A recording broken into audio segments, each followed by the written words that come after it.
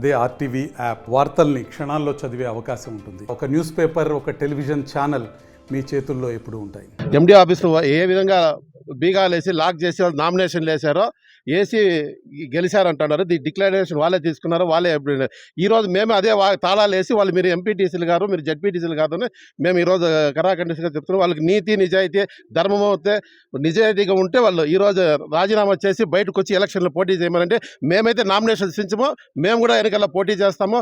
మా కూటమి తరపున అభ్యర్థులందరినీ పెడతాము. మళ్ళీ రీఎలక్షన్ అయితే మేము ఒప్పుకుంటాము. అంతేగాని ప్రోటోకాల్ ప్రకారం ఎక్కడ కానీ మీ మండలంలో ఎక్కడ కానీ మీరు ఎంపీటీసీలు పాల్గొన్నా, సర్పంచ్ పాల్గొన్నా, ఇతరులు ఇంకా ప్రజాప్రతినిధులు ఇంకా మీపై అది ప్రజాప్రతినిధి ఎవరైనా ఉన్నా కూడా అతను పాల్గొన్నా కూడా మేము బహిష్కరిస్తాము. మీతో రానేమో, మీతో ప్రజాస్వామ్యబద్ధిగా మేము అసలు ఎండి ఆఫీస్లో మీ కార్యాలయం మీ విధులు కూడా నిర్వహించనేమో అని మేము ఈ సభాముఖంగా కోరుకుంటున్నాను.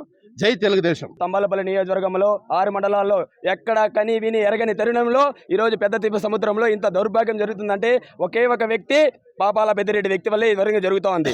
అన్నగారు లోకేష్ అన్నగారు పాదయాత్ర చేస్తే తంబాలపల్లి నియోజకవర్గం, పుంగనూరు నియోజకవర్గం ప్రశాంతంగా రాష్ట్ర వ్యాప్తంగా 175 నియోజకవర్గాల్లో ప్రశాంతత కొనసాగింది. కానీ ఇదే పీటీ మండలంలో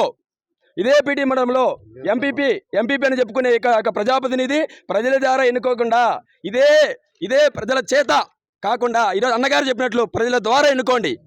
మేము ఈరోజు సిద్ధంగా ఉన్నాం. మీరు సిద్ధమా నేను అడుగుతున్నాను. ఇదే పీటీ మండలంలో మీరు రీ ఎలక్షన్ పెడుతున్నాం, రాండి.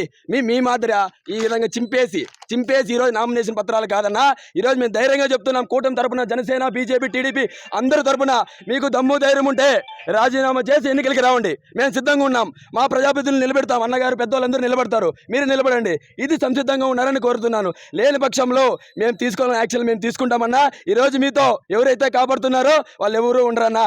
ఖచ్చితంగా దీనికి మూల్యం చెల్లించుకోవాలా. మీరు ప్రజాప్రతినిధులుగా ఎన్నికయ్యామంటుంటే ఎన్ని సమస్యలు తీర్చారు పీటీ మండలంలో అడుగుతున్నా. ఎన్ని గ్రామాలకు రోడ్లు వేశారని అడుగుతున్నా. ఎన్ని గ్రామాలు నీటి సమస్యలు ఉన్నాయని అడుగుతున్నా. ఇవన్నీ మీరు నెరవేర్చిన పరిస్థితుల్లో మీరు ఎంపీపీ, జడ్పీటీసీలు, సర్పంచ్లోనే ఏ విధంగా చెప్పుకుంటారన్నా? మీకు ఎక్కడ కూడా ప్రోటోకాల్ లేదు. కనీసం ఈరోజు క్షమాపణలు చెప్పి మా లోకేష్ అన్న గారికి క్షమాపణలు చెప్పి క్షమించమని కోరితే ఖచ్చితంగా మేము వదిలేస్తాం. ఎందుకంటే మా తంబాలపల్లి నియోజకవర్గ వారులు ఇక్కడ లోకల్ స్థానికులు కాబట్టి ఈరోజు దొంగచాటును దాక్కున్నారన్నా. మేమే అదే మాదిరిగా వైసీపీ గుండాల మాదిరిగా మేము ఈరోజు రౌడీజం చేసి ఎంచేపులన్న లోపలికి పోవడము, తన్నుకుంటూ పోతాం. గేట్లు తన్నుకుంటూ పోయే శక్తి ఈరోజు మాకు ఇచ్చారు.